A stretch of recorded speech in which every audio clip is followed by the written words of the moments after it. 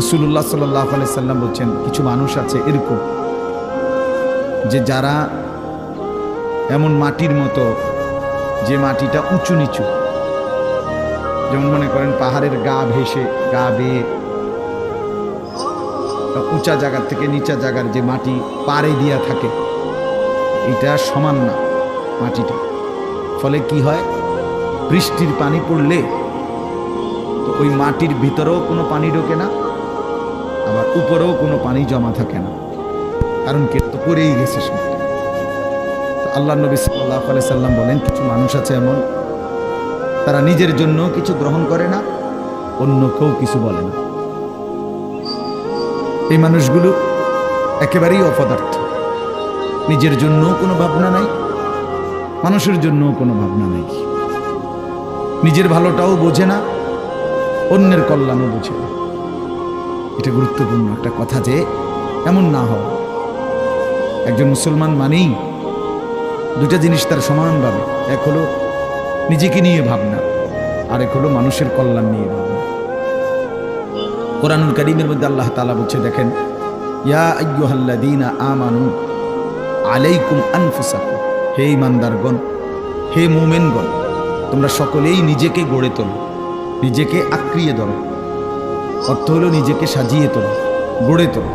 তোমার জিন্দেগি, তোমার জীবন, প্রতিটা নড়াচড়া যেন কবর, আখিরাত, পরকালের উপযোগী হয়, এরকমভাবে গড়ে তোলো। তাহলে নিজের ফিকির করতে বলছে। আবার কোরআনুল কারীমের মধ্যে বলছে আল্লাহ, কুনতুম খায়রা উম্মাতিন উখরিজাত লিন-নাস, তোমরা সর্বশ্রেষ্ঠ উম্মত, তোমাদেরকে বানানোই হয়েছে মানুষের জন্য, মানুষের কল্যাণ, মানুষের ভালো, মানুষের আখিরাত, এর জন্যই তোমাদেরকে বানানো হয়েছে। অর্থাৎ তোমরা মানুষদেরকে আল্লাহর দিকে, কল্যাণের দিকে, আখিরাতের দিকে, পরকালীন মুক্তির দিকে ডাকবে। এটা তোমাদের শ্রেষ্ঠতম উম্মত হিসাবে জিম্মাদার। তাহলে এবার দুইটা কথা মিলাইলে কি হয়, যে আল্লাহ তাআলা একজন মুমিনকে বুঝাইছেন, তুমি নিজের ফিকিরও করবা, আল্লাহর বান্দাদের ফিকিরও করবা। এমন না হওয়া যে মানুষের ফিকির করতে গিয়ে, সংসারের বউ বাচ্চার ফিকির করতে গিয়ে, অথবা এলাকার মানুষের সেবা করতে গিয়ে নিজের নামাজ, নিজের আখিরাত, নিজের হালাল হারামের পার্থক্য সব ভুলে গেছে। ছেলেটারে বিদেশ পাঠাইতে গিয়া নিজে সুদে টাকা নিয়ে নিজের জাহান্নাম ঠিক করে নিয়েছে। বাহ, কেমন বুদ্ধিমান মানুষ, কেমন বুদ্ধিমান! চিন্তা করে দেখেন, এটা হইল নি কিছু। দোকানদারি করতে করতে সংসারের খরচ মিলাইতে গিয়া এক ওয়াক্ত নামাজ পড়ারও সময় পাই নাই নিজে। এটা কি ধরনের বেওকুফ লোক, যে অন্যের উপকার করতে গিয়ে নিজের বউ বাচ্চাই হোক না, তো তাই বলে কি নামা নিজের ফিকির বাদ দিয়ে লাইতে। এই আমি অনেক সময় বলি, অনেক জায়গায় ছেলেপেলেরা আছে, মাহফিলের আয়োজন করলো। এখন তুমি ভাই মানুষের আল্লাহর কথা শুনবে, আয়োজন করলা, কিন্তু মাহফিলের ব্যস্ততা খুব ছিল, এই কারণে তুমি আসর নামাজ, মাগরিব, এশা হে পড়তে পারে না। কেন? ব্যস্ত ছিল। হইল কথা,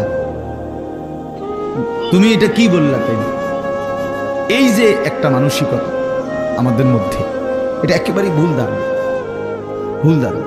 মেহমান আসবে, এই জন্য মহিলা এই পরিমাণ রান্দার আনতেছে, জোহরের ওয়াক্ত শেষ, জোহরের ওয়াক্ত শেষ, আসরের টাইম হয়ে গেছে, এখনো করলা ভাজি বাকি, এখনো ডাইল নামাইছেন। আশ্চর্য! মানে নিজেকে ভুলে, নিজের আখিরাতকে বরবাদ করে মানুষের কল্যাণ, মানুষের সেবা, এটা কোশ্চিনকালেও ইসলাম বলে নাই। ইয়া আইয়ুহাল্লাযীনা আমানু কু আনফুসাকুম ওয়া আহলিকুম নার। আল্লাহ তাআলা বলেন, হে ঈমানদারগণ, তোমরা সকলেই নিজেকে এবং পরিবারের সদস্যদেরকে জাহান্নামের আগুন থেকে বাঁচাও। তাহলে নিজেকে বাঁচাও এবং পরিবারের সদস্যদেরকে বাঁচাও। তাহলে নিজেকে বাদ দিয়া বলছে, কি বলে? নিজেকে বাদ দিয়া বলছে। তাইলে বেচারা অটো চালায়, সিএনজি চালায়, দোকানদারি করে, এই ব্যস্ততায় সারাদিন মিলাইয়া 500-600 টাকা, 1000 খানিক টাকা মিলাইতে গিয়ে এক ওয়াক্ত নামাজ পড়ে।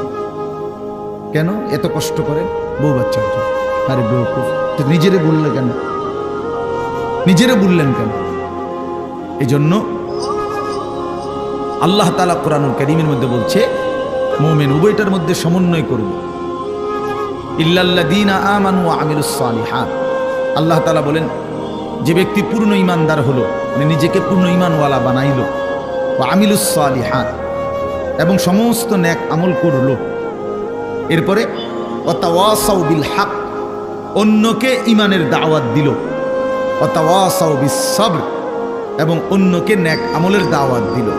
তাহলে প্রথমত নিজের ঈমান ঠিক করলো, নিজের নেক আমল ঠিক করলো, তৃতীয়ত হলো অন্যকে ঈমানের দাওয়াত দিল, অন্যকে নেক আমলের দাওয়াত দিল। আল্লাহ তাআলা বলেন, এই চারটা জিনিস যার একত্র হলো, আখিরাতের ক্ষতি বরবাদি থেকে সে বেঁচে গেল। সে কি করলো? বেঁচে গেল। তাহলে নিজেকে বাদ দিয়ে, কথা বলেন না, নিজেকে বাদ দিয়ে, কথাটা জরুরি, এই কথাটা জরুরি। আমার একদিন একজনে বলতেছে যে হুজুর, আপনারা যেরকম নামাজ রোজা করে ভালো কাজ করেন, আমরাও তো মেল মিটিং দেন, দরবার, হ্যাঁ, সর্দারি মাতব্বরি করি, মানুষের লোকে মীমাংসা করে দেই, এটাও তো কত বড় সোয়াবের কাজ। তার মানে উনি বুঝাইতে চাইতেছে আমরা এই সোয়াবের কাম করতাম কারণেই নামাজ পড়তে রাখি। আপনি এত বড় সোয়াবের কাজ করার কারণে উনি নামাজের টাইম। পাগল কোথাকার, এটা হইল কথা? এটা কি বললা তুমি? তোমারে বুঝি বলছি আল্লাহ তাআলা যে মেল মিটিং করলে আর নামাজ দুইটা সমান সমান, যে কেউ যদি নামাজ পড়ে তাইলে যেই নেকি, মেল মিটিং করলেও সেই নেকি, কাজে যার যেটা ভালো লাগে নাকি? এইটা নিয়ে কথা ভাই বলেন। এই জন্য বললাম নিজেকে ভুলা না, নিজেকে ভুলে না যাও। ছেলেপেলেরা আপনার নিজেকে ভুলে গেছে, আত্মভোলা হয়ে গেছে। এবং আল্লাহ তাআলার সবচেয়ে বড় অভিশাপ কি? কোনো বান্দার উপরে আল্লাহ তাআলার সবচেয়ে বড় লানত কি? আল্লাহ তাআলা কোনো বান্দার উপরে সবচেয়ে বেশি রাগ করেন, এটা বোঝা যায় কখন? যে আল্লাহ তার উপরে প্রচন্ড রাগ করছে। এটা কখন বোঝা যায়? যখন আল্লাহ তাআলা কাউকে আত্মভোলা বানিয়ে দেয়। আনসাহুম আনফুসাহুম, মানে একদম সহজ কথা, আপনি বুঝবেন। যখন কোনো ব্যক্তি মুসলমান হওয়ার পরেও মুমিন পরিচয়, সে জানে সে মুসলমান, কিন্তু কোনো বন্দিগি, কোনো ইবাদত আমল কোনোটাই তার কাছে ভালো লাগে না, টোটালি সে বিষয়টা বুঝেই না। কোনো দিনই ফজরের নামাজ পড়ে না, কোনো দিনই পড়ে না। মা এটা কি হাইওয়ান? একদিনও ফজরের নামাজ পড়ে না, এটা কি ধরনের চতুষ্পদ জন্তু? কোনো দিনে 20 বছরের মধ্যে কোনো দিনে সে হারাম থেকে বাঁচে না, প্রতিদিনই ওজনে কম না। তার সিস্টেমে এটা ব্যবসা, যে কথা কইলেই মিছা কথা, বললেই 2 নম্বরই মাল দেয়, কাস্টমারকে না ঠকাইয়া হে বেসে না, 100 গ্রাম কম দিবই, 50 গ্রাম কম দিবেই, মানে এই কিস্তি নিবেই। এই যে 30 বছর, 50 বছর, 40 বছর এভাবে মিথ্যার উপরে, বাটপারির উপরে, সিটারির উপরে, আল্লাহর নাফরমানির উপরে, মহিলা প্রতিদিনই বেপরদা, ঘরে প্রত্যেক দিনই টেলিভিশন চলে। এর কারণটা কি? এর মূল কারণ হলো এরা, আল্লাহ তাআলা এদের নিজেকে ভুলাই দিছে না, তার মনে নাই, সে জানেই না যে সে যে মুসলমান, তার এই কথা টোটাল মনেই নেই, তার আর মনেই নাই যে তাকে একদিন কবরে যেতে হবে, তাকে একদিন হাসরের ময়দানে উঠতে হবে। এ কথা সে টোটালি ভুলে গেছে। নিজের কর্তব্য, নিজের পরিণতি, নিজের গন্তব্য, নিজে কোথায় গিয়ে পৌঁছবে, কোথায় গিয়ে দাঁড়াবে, এই কিছুই তার আর মনে নাই। খাইতেছে, ঘুমাইতেছে, মনের চাহিদা পূরণ করতেছে।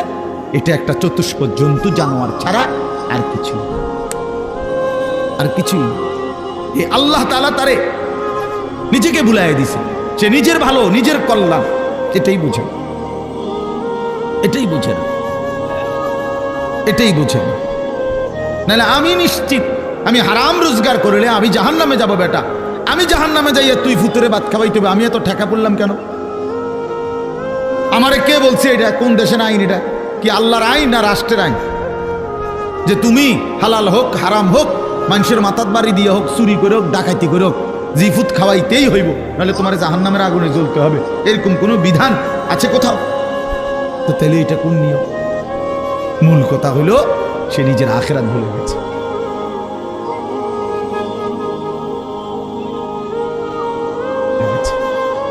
কাল্লা বাল তুহিব্বুনাল আজিলা ওয়া তাযারুনাল আখিরা। আল্লাহ তাআলা বলেন, বান্দা আর কিছুই নয়, মূল কারণ তোমরা দুনিয়াকেই প্রচন্ড ভালোবেসেছ, আখিরাতকে ছেড়ে দিয়েছ। আসল কথা হইল তোমাদের কাছে আখের কেন ছেলেরা নামাজ পড়ে না? কারণ আখেরাত তার কাছে মোটেই কিছু না। কেন হালাল রোজগার করে না পুরুষ? কারণ আখেরাত তার কাছে কোনো বিষয় না। সে তার কলিজার ভিতরে মুখে কয় না আরই, তার দিলটা যদি আপনি পরীক্ষা করেন রিপোর্ট আসবে দিলের মধ্যে হইল আখেরাত এটি কয় আরই হুজুর আর কইতে লাগলি কি আর না কয়নি। মাতিস না বেটা, মাইক ফাইলি কেডা না কয়। এই গাদ্দারের কলিজার ভিতরে হলো এটা। ও কইতে লাগলে রুম্বা একে কয় ও হুজুরা গদুর বাড়াইও কয়।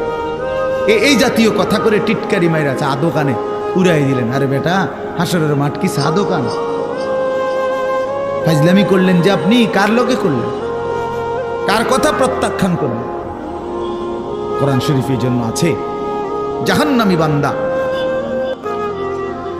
ফেরেশতা যখন জাহান্নামে ফেলবে, ইজা উলকু ফিহা, যখন নাফরমান বেঈমানকে ফেরেশতারা জাহান্নামে ফেলবে, সামিউ লাহা শাহীকাও ওয়া হিয়া তাফুর, দুনিয়ার আগুন যখন প্রচন্ড গরম হয় তখন টকবক করে আওয়াজ করে, ভীষণ আওয়াজ। এই জাহান্নামের প্রচন্ড গর্জন, সমুদ্রের ঢেউয়ের গর্জনের মতো জাহান্নামের আগুনের উত্তাপের গর্জন ওই নাফরমান শুনতে পাবে আর দেখতে পাবে। তাকাদু তামাইয়াজু মিনাল গাইজ, রাগে ক্ষোভে জাহান্নামের আগুন যেন ফাইটা যাইতেছে। এত তীব্র আগুন, এত তীব্র আগুন। এই প্রচন্ড আগুনে একটা মানুষ তাকাইয়া দেখবে যে কি প্রচন্ড আগুন। হাদিসের মধ্যে আছে, আল্লাহ নবী সাল্লাল্লাহু আলাইহি সাল্লাম বলেন জাহান্নামের আগুন এতটা গরম যে আগুনই এক অংশ আরেক অংশকে খাইয়া ফেলে, গিল্লা ফেলে। এই প্রচন্ড আগুনের মধ্যে জাহান্নামীকে ফেলবে, সে চিৎকার করবে আর ফেরেশতা তখন ধমক দিবে, আলাম ইয়াতিকুম নাদির, এই বেঈমান তোরে কি কেউ জাহান্নামের ভয় দেখায় নাই? কোনদিন কি জাহান্নামের ভয়ের কথা শুনো নাই? কেউ কি তোমাকে ভয় দেখায় নাই? কোরআন শরীফে আছে জাহান্নামী বান্দা তখন বলবে ক্বালু বালা, অবশ্যই বলেছিল ফেরেশতা ভাই, মিথ্যা বলে লাভ নাই, আমার কাছে বলছিল। কাদ জাআনা নাদির, আমগো এলাকায়, আমগো বাড়িতে, আমগো মহল্লায় বহু ভয় প্রদর্শনকারী বান্দা আল্লাহর পক্ষ থেকে এসেছিল। আমগো কত ইমাম সাহেব, আমাদের জুমার খতিব সাহেব, কত মাহফিলের কত আলেম, কত পীর মাশায়েখ আউলিয়া বুজুর্গ চোখের পানি ফেলে ফেলে বারবার আমগরে বলছিল, কিন্তু ফাকাযাবনা, আমি আখিরাতটাকে মিথ্যা মনে করেছি। আমি মনে করছি এটি হতো না, আমি মনে করছি এটি হতো না। অকুলনা মা নাজ্জালাল্লাহু মিন শাই, এবং আমি এটাও বলছি, যারা বলতো ওই হুজুর মোল্লাদেরকে আমি বলছি মা নাজ্জালাল্লাহু মিন শাই, এগুলো আল্লাহ নাজিল করে নাই, এসব কথা এটি তোমরা বানাইয়া কর। সরাসরি কোরআন শরীফ, ইন আনতুম ইল্লা ফি যালালিন কাবীর, যে আমি বলতাম যে তোমরাই ভুলের মধ্যে আছো, তোমরাই ভুলের মধ্যে আছো। দুনিয়াও বুক করলা না, আখেরাতেও গিয়া দেখবা কিচ্ছু নাই, খাইবা ধরা। আমরা ধরা খামো, তাই নিয়ে লাভে আমরা ধরা খাবো, উনি বুঝছে আমরা ধরা খাবো। তো এই জন্য আমি এটা ভাবছি, আহা নাফরমান জাহান্নামী তখন ফেরেশতাকে বলবে ওয়াকালু লাউ কুন্না নাসমাউ আও নাআকিলু, হায় বন্ধু, হায় ফেরেশতা ভাই, আমি যদি সেদিন দুনিয়াতে একটু শুনতাম মনোযোগ দিয়ে, অথবা বুঝতাম বিষয়টা নিয়ে ভাবতাম, একটু ভাবতাম, মা কুন্না ফি আসহাবিস সাঈর, তাহলে আজকে আমি জাহান্নামী হতাম না। আসলে আমি বিষয়টারে কোনো পাত্তাই দেই না, পাত্তাই দেই না। বুঝেন নাই কথা? হাসতে হাসতে হাসতে হাসতে মস্কারি করতে করতে, পাত্তা না দিতে দিতে একদিন দুপুরবেলা ভাগ্যে যাইতে হয়েছে। বুঝেন নাই? হ্যাঁ হ্যাঁ হ্যাঁ, বাস্তব এটাই কারণ। বিষয়টারে মনে করছে কাম খেয়ালি, ও ফোলাইন কোকা শিক্ষর মেক্ষর দেয়। বুঝেন নাই? ইতান ফোলা ফান টোলা ফান ঠান্ডা হয়ে যাবো দুই একটা পিরামিডা দিলে, এই মস্কারি করছে। মস্কারি করছি, মনে করছি আর কি। এই পাত্তা না দিতে দিতে, অবজ্ঞা করতে করতে, অবহেলা করতে করতে একদিন চলে যেতে হয়েছে। এমন বাগা বাগ্ধ হয়েছে, একেবারে 14 গোষ্ঠী শুদ্ধ বাইকে গেছে। এই জন্য বললাম এটা এটা এটা সবক। আমি রাজনীতির মানুষ না, কিন্তু সবক তো নিতে হয়। আল্লাহ তাআলা কোরআনুল কারীমের মধ্যে সবক দিছে বান্দাকে, এটা বোঝা উচিত, প্রত্যেকেই বোঝা উচিত। খামখেয়ালি করতে নাই, খামখেয়ালি করতে। আল্লাহ তাআলা কোরআনুল কারীমের মধ্যে বলছে, বান্দা সময়ের ব্যবধান, কিন্তু আমি ধরবো আজ কিংবা কাল, এখানে কিংবা সেখানে, দুনিয়াতে ধরবো নয়তো আখিরাতে। আমি ছাড়বো না, আমি ছাড়বো না। ওয়ালানুযীকান্নাহুম মিনাল আযাবিল আদনা দুনাল আযাবিল আকবার ইন্না বাতশা রাব্বিকা লাশাদীদ। আল্লাহ তাআলা বলেন, আমার ধরা বড় শক্ত ধরা বান্দা, আমি ছাড়বো না, আমি ধরবই, আমি ধরবো।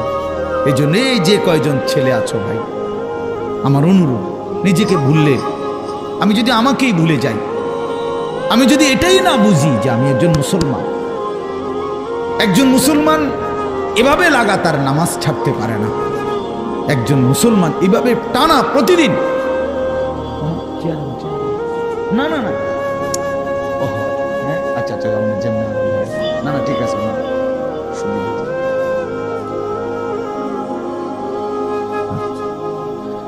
একজন মুসলমান আপনি প্রতিদিন নামাজ পড়বেন, এটা কিসের মুসলমান?